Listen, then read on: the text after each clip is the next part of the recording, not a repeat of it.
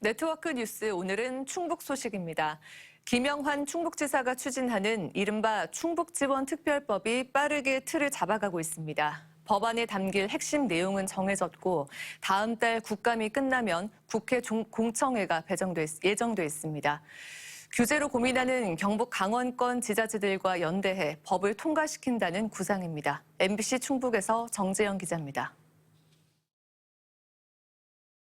천혜의 자연환경이 오히려 각종 규제의 이유가 돼버린 충북.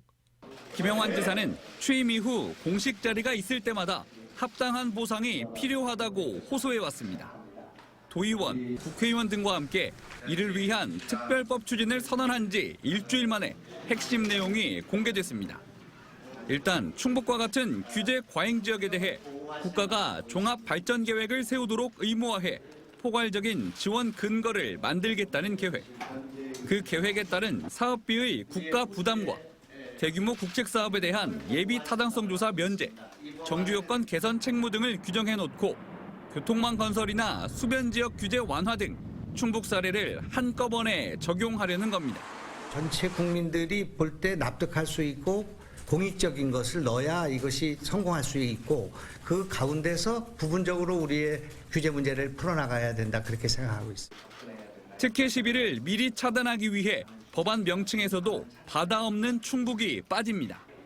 대신 환경 규제와 지형적 특성으로 비슷한 고민을 하는 강원과 경북, 전북 등을 끌어들여 이른바 오지 연대를 통해 공감대를 형성하겠다는 구상입니다. 충북이 홀로 나서는 게 아니라 여러 지자체가 공조하는 방식을 선택할 것으로 보입니다. 백두대간을 중심으로 한 그런 오지 지역을 같이 묶는 그런 노력이 필요하다고 생각합니다. 강원도, 경상도, 전라북도 이런 분들의 의원들의 동참을 받아낼 수 있는 법안은 충북 등 해당 지역 국회의원 공동 발의로 추진됩니다. 초안은 충북도가 만들고 국회에서는 충북 여야 의원들이 나서 국정감사가 끝나는 다음 달 말부터 공청회 등 가시적인 행동에 나섭니다. 충북 국회의원은 법안 발의 정족수도 안 되는 8명뿐이라 행정안전위 소속인 이모선, 정우택 의원의 역할이 중요할 것으로 보입니다.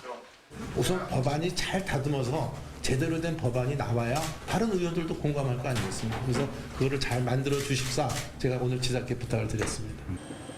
특정 시도를 위해 만들어진 특별법은 현재 13개 정도. 충청북도는 내년 상반기 국회 통과를 위해 연말까지 법안 발의 절차를 끝낼 계획입니다. MBC 뉴스 정지영입니다.